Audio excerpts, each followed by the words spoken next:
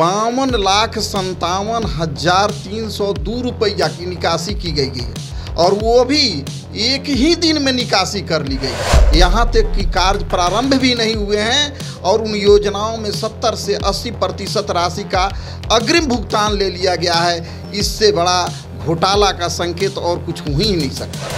आदापुर प्रखंड अंतर्गत 15वीं वित्त आयोग के तहत जो 2020-21 और 21-22 में पंचायत प्रखंड स्तर से कार्यों का चयन किया गया है, विकासात्मक कार्यों का चयन किया गया है, उसमें करीब 1.5 से 2 करोड़ रुपए के घोटाले हुए हैं। बिना जनप्रतिनिधियों के सहयोग से इतने बड़े घोटाले नहीं हो सकते हैं। उन जनप्रतिनिधियों को भी दंड मिलना चाहिए जो इस प्रकार के घृणित कार्य कर रहे हैं। जांच एजेंसी, दुनिया की कोई भी जांच एजेंसी जाकर के जांच कर ले और मेरे द्वारा जो आरोप लगाए गए हैं, जो बात कही गई है, जो लिख कर दिया गया है, अगर 100% सही नहीं हो तो मेरे ऊपर कानूनी कार्रवाई की जाए, क्योंकि मेरे द्वारा जो भी साक्ष्य दिए गए हैं बिल्कुल सही है और वो साक्ष्य तथ्यपरक है। और वैसे साक्ष्य पर अगर कार्रवाई नहीं होती है तो मेरा तो मानना है कार्रवाई होगा ही होगा, और वो कार्रवाई ऐसा होगा कि राशि की वसूली भी की जाएगी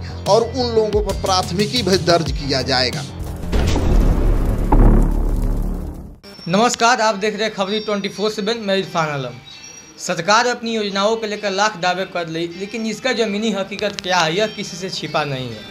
आपको बता दें कि सरकार की जितनी भी योजनाएं आती है उस योजनाओं के अंतर्गत जितने भी अधिकारी पदाधिकारी आते हैं कि तो भ्रष्ट के शिकार होते हैं या भ्रष्टाचारी होते हैं, या उस योजनाओं का सफल बनाने का प्रयास नहीं करते हैं, बल्कि उस योजनाओं का भ्रष्टाचार में संलिप्त करने का पूरा प्रयास करते हैं।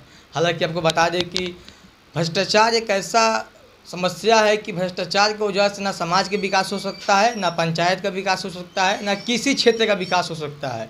हालांकि भ्रष्टाचार अगर ख़त्म हो जाए तो श्योर बात है, निश्चित बात है कि समाज का विकास होगा। जब समाज का विकास होगा तो पंचायत और क्षेत्र का भी विकास होगा। लेकिन भ्रष्टाचार के खिलाफ देखा जाए तो कोई आवाज़ उठाने वाला नहीं है। हमारे साथ जो शख्स बैठे हुए हैं रमेश सिंह, हालांकि आप लोग इन्हें जानते होइएगा, ये किसी पद पे थे या किसी पद पे नहीं थे, तब से हमेशा भ्रष्टाचार के खिलाफ आवाज़ उठाए हैं। आप एक जनप्रतिनिधि है, आपका अकाउंट हम लोग को हमेशा देखना, मतलब हम लोग हमेशा उससे रूबरू होते हैं। आपका जो फेसबुक अकाउंट है उस अकाउंट पे कुछ आदापुर वीडियो के भ्रष्टाचार जो किए हुए हैं उस सभी मुद्दों को आप अपने फेसबुक अकाउंट के माध्यम से पोस्ट कर रहे हैं। आखिर ये पूरा मामला क्या है? मामला ये है कि आदापुर प्रखंड अंतर्गत 15वीं वित्त आयोग के तहत जो 2020-21 और 21-22 में पंचायत प्रखंड स्तर से कार्यों का चयन किया गया है, विकासात्मक कार्यों का चयन किया गया है, उसमें करीब 1.5 से 2 करोड़ रुपए के घोटाले हुए हैं। और वर्तमान उस समय के तत्कालीन वीडियो आशीष कुमार मिश्रा और कुछ सम्मानित जनप्रतिनिधियों को मेल में लेकर के और अग्रिम राशि के रूप में 52,57,302 रुपया की निकासी की गई है और वो भी एक ही दिन में निकासी कर ली गई है। और एक वेंडर जानकी इंटरप्राइजेज, जो रघुनाथपुर रक्सौल का जानकी इंटरप्राइजेज है, उसी के नाम से इतने भारी भरकम राशि का उठाव किया गया है जो बिल्कुल ही नियम के विपरीत है। और उससे भी दुर्भाग्यपूर्ण और उससे भी जांच का विषय ये है कि कोई भी कार्य आज तक धरातल पर नहीं उतरा है। यहाँ तक कि कार्य प्रारंभ भी नहीं हुए हैं और उन योजनाओं में 70 से 80% राशि का अग्रिम भुगतान ले लिया गया है। इससे बड़ा घोटाला का संकेत और कुछ हो ही नहीं सकता। आदापुर के जो तत्कालीन वीडियो थे उनके द्वारा इतने राशि का घोटाला किया गया, भ्रष्टाचार किया गया, किसी ने आवाज़ नहीं उठाया। उस समय जिला पार्षद भी थे, जनप्रतिनिधि, मुखिया, लोग सभी एक से एक यहाँ पे दिग्गज जनप्रतिनिधि है, किसी ने आवाज़ नहीं उठाया। सिर्फ और सिर्फ जिम्मेवारी किसको मिला तो रमेश सिंह को मिला। हालांकि ये भी हमेशा आवाज़ उठाए हैं और आज भी आवाज़ उठा रहे हैं उसके खिलाफ। देखिए, सबका अपना अपना व्यक्तिगत मामला है, लेकिन मेरा मानना ये है कि जो भ्रष्टाचार हुआ है एक प्रायोजित भ्रष्टाचार हुआ है और उसमें कुछ लोग संलग्न हैं। कुछ लोग सम्मिलित हैं जिनके द्वारा ये प्रायोजित भ्रष्टाचार किया गया है। इस भ्रष्टाचार पर अभी तक मुकदमा होना चाहिए और कार्रवाई होना चाहिए। मेरे द्वारा इस संदर्भ में यहाँ के उप विकास आयुक्त यानी कि डीडीसी साहब से मिलकर के और न्याय के लिए मांग किया गया है। उनके द्वारा एक तकनीकी जांच टीम का गठन भी कर दिया गया है। देखना है इस सप्ताह में जांच होता है कि अगले सप्ताह में होता है।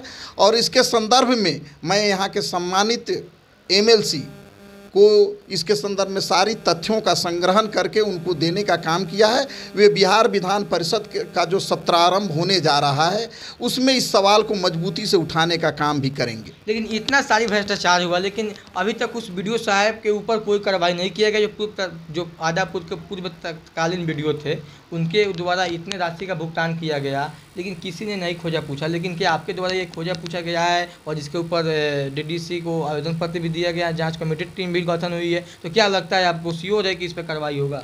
बिल्कुल कार्रवाई होगा, क्यों नहीं कार्रवाई होगा। कार्रवाई होना भी चाहिए, क्योंकि आप मिलाइए कि एक आपके बगल में एक चमरहिया पोखरा बोला जाता है जो औरैया गांव के प्रवेश करने के वक्त है। वहां पर 6.5 लाख रुपया का ये योजना है, उस पोखरा का सौंदर्यीकरण कराना है। और 5.5 लाख रुपया जो नियम के विपरीत है, 5.5 लाख रुपया अग्रिम राशि के रूप में भुगतान करा लिया गया है और सफाई के नाम पर कुछ नहीं किया गया है। क्या इस पर कार्रवाई नहीं होनी चाहिए? हालांकि एक और सवाल आपसे करना चाहेंगे, इतनी सारी राशि का भुगतान हुआ, भ्रष्टाचार हुआ, लेकिन इसका जिम्मेदार कौन है? इसका जिम्मेदार आप किसे मानते हैं? देखिए, जिम्मेवारी तो जो राशि हड़पने का काम किए वे भी हैं और साथ में सम्मानित जनप्रतिनिधियों की महत्वपूर्ण जिम्मेवारी बनती है कि इस प्रकार के अनैतिक और भ्रष्टाचारी कार्य किए गए और उस पर लगाम लगाने का काम नहीं किया गया, बल्कि उसको सह देने का काम किया गया। ये दुर्भाग्यपूर्ण स्थिति है और निश्चित तौर पर हम लोग जितने दिनों से जनता ने हम लोगों को जो जिम्मेवारी दी है, उस जिम्मेवारी के तहत इन अधिकारियों पर कार्रवाई कराना हमारा प्रथम कर्तव्य बनता है और निश्चित तौर पर कार्रवाई होगी। विकास में देखा जाए तो आदापुर प्रखंड मतलब सबसे पीछे है। आपके द्वारा एक भ्रष्टाचार के खिलाफ आवाज़ उठाया गया सरकारी अस्पताल को लेकर, हालांकि उस व्यवस्था में बहुत सारी व्यवस्थाएं मतलब हुई है, लेकिन क्या ब्लॉक की जो भ्रष्टाचारी व्यवस्था है, जो ब्लॉक में भ्रष्टाचार है, इन सभी भ्रष्टाचार के पीछे क्या आपके द्वारा कोई प्रयास नहीं किया जा रहा है? मेरे द्वारा भरपूर प्रयास किया जाएगा और आपके चैनल के माध्यम से मैं उस पत्र को, उस सारे कार्य का जो सूची है, उन कार्यों का सूची भी मैं समर्पित कर देता हूं। आप देखिए और जाकर भौतिक सत्यापन कीजिए, धरातलीय हकीकत को देखिए, कहीं भी कार्य नहीं हुए हैं। इसका जिम्मेवार आप किसे मानते हैं जो इतना सारा भ्रष्टाचार आदापुर प्रखंड में हुआ है और आदापुर प्रखंड का विकास, बेहतर विकास के लिए मेरे द्वारा जितने भी लोक कल्याणकारी योजनाएं हैं उन योजनाओं को धरातल पर उतारने का प्रथम प्रयास किया जाएगा। निश्चित तौर पर हम लोग 20 वर्षों से संघर्ष करते आ रहे हैं और जो भी लोक कल्याणकारी योजना है सारी योजनाओं को धरातल पर उतारेंगे और वो भी भ्रष्टाचार मुक्त होगा। धीरे धीरे हम लोग उसकी तरफ, आगे की तरफ बढ़ रहे हैं और लोग सहयोग करने के लिए भी तैयार हैं और निश्चित तौर पर हम लोग कामयाब होंगे, इसमें कोई शक की बात नहीं। हालांकि नेताजी एक और सवाल करना चाहेंगे, तो इन सभी चीज़ों का, भ्रष्टाचार को खोजने का काम करते हैं, उठाने का काम करते हैं, हालांकि आपको कितना समर्थन मिलता है पब्लिक के द्वारा और आप इसको किस रूप में देख रहे हैं? क्या जिंदगी भर आप भ्रष्टाचार के खिलाफ हमेशा आवाज़ उठाते रहिएगा? बेशक, और आवाज़ उठाना, लोगों का समर्थन अगर नहीं मिलता तो हम चुनाव नहीं जीतते।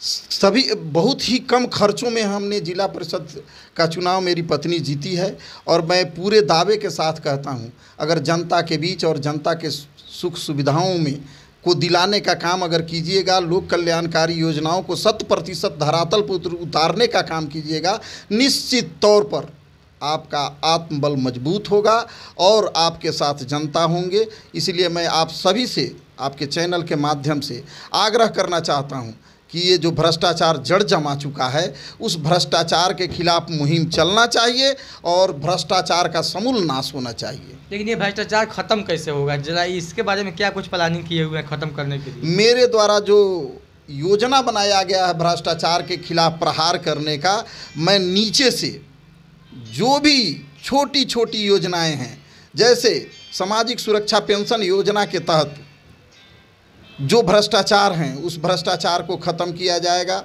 उसके बाद से हम लोग जो हमारा प्रयास होगा वो सामूहिक प्रयास होगा।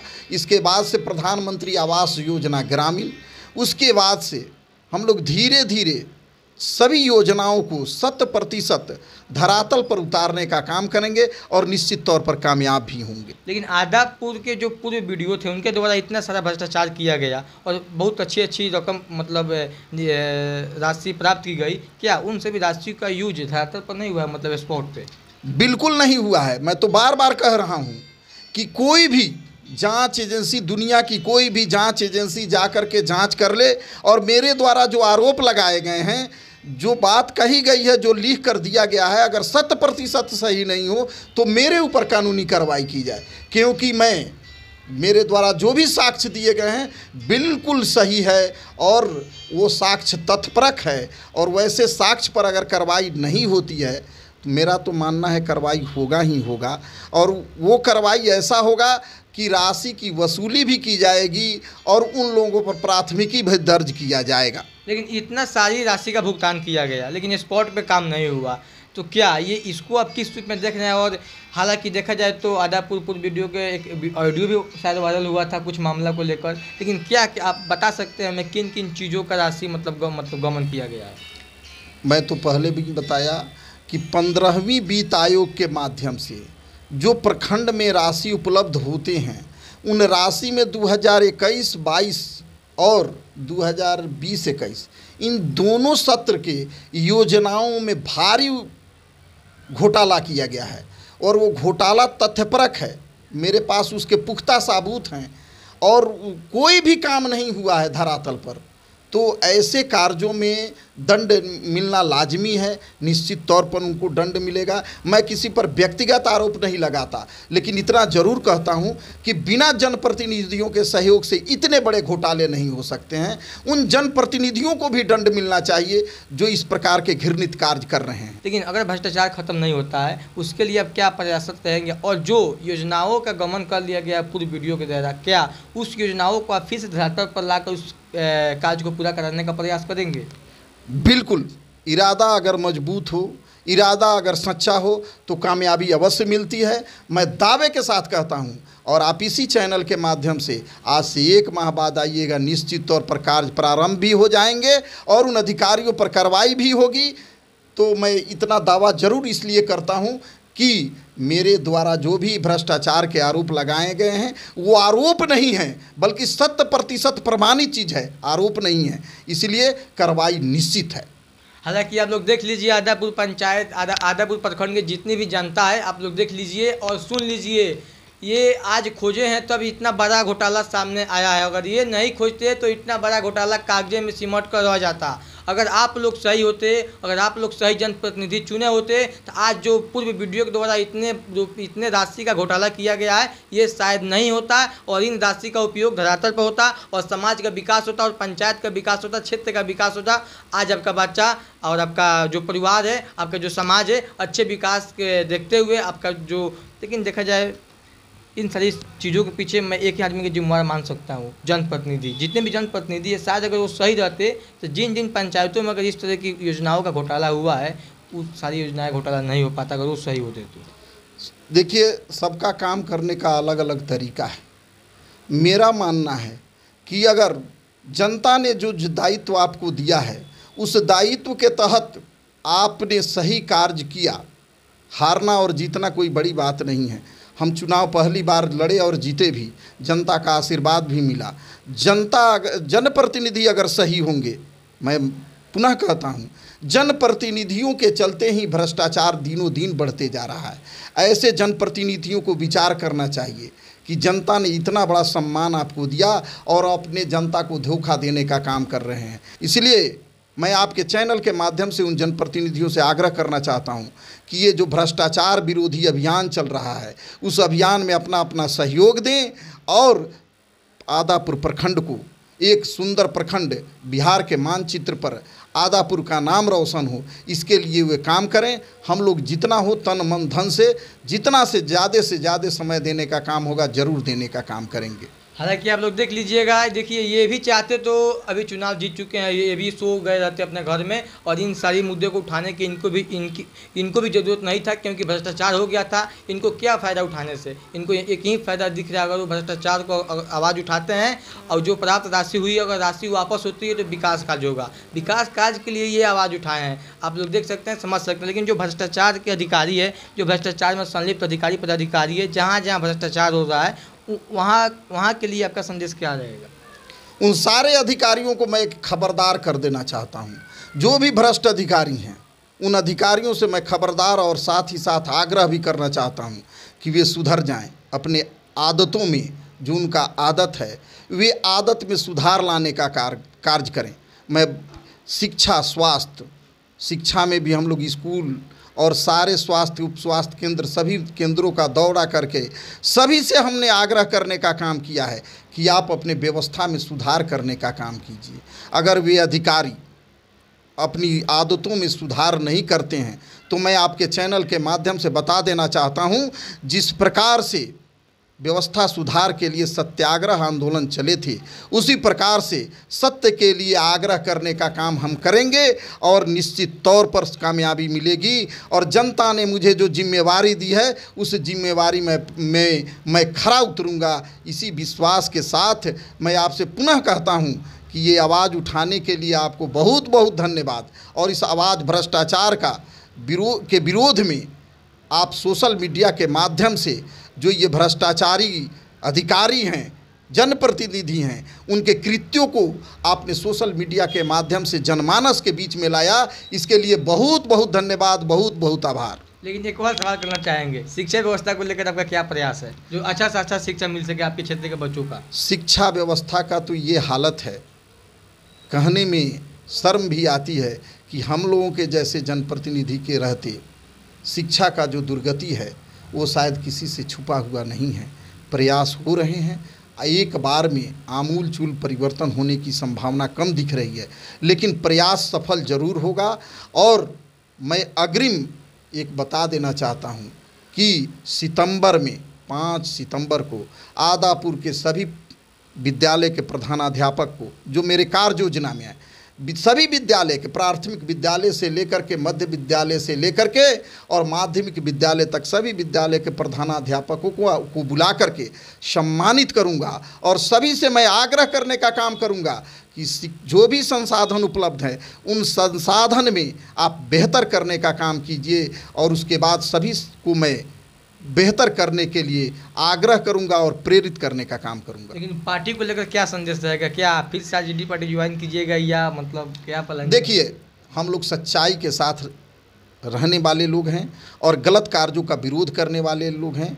इसलिए जो भी, मैं किसी पार्टी विशेष का नाम नहीं लेता, लेकिन इतना ज़रूर कहता कि एक देहात में कहावत है, लत लुत बाई मरले पर जाई। इसलिए हम लोग जहाँ थे वहाँ हैं और वहाँ रहेंगे। चलिए, आपने अपना बहुमूल्य समय निकालकर हमें खबरी 24/7 न्यूज़ चैनल पे इंटरव्यू के लिए समय दिया, इसके लिए आपको हमारे खबरी 24/7 की पूरी टीम की तरफ से आपको बहुत बहुत धन्यवाद।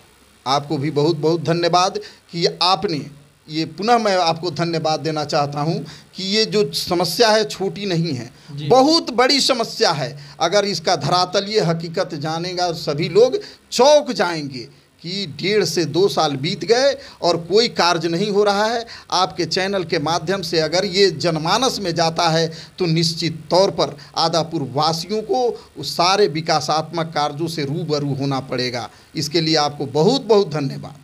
आप लोग देख सकते हैं, ये रमेश सिंह जी हैं, ये हमेशा भ्रष्टाचार के खिलाफ आवाज़ उठाए हैं और आगे भी उठाते रहेंगे। हालांकि ये विकास के लिए, आदापुर के विकास के लिए, बेहतर विकास के लिए काफ़ी प्रयासरत है।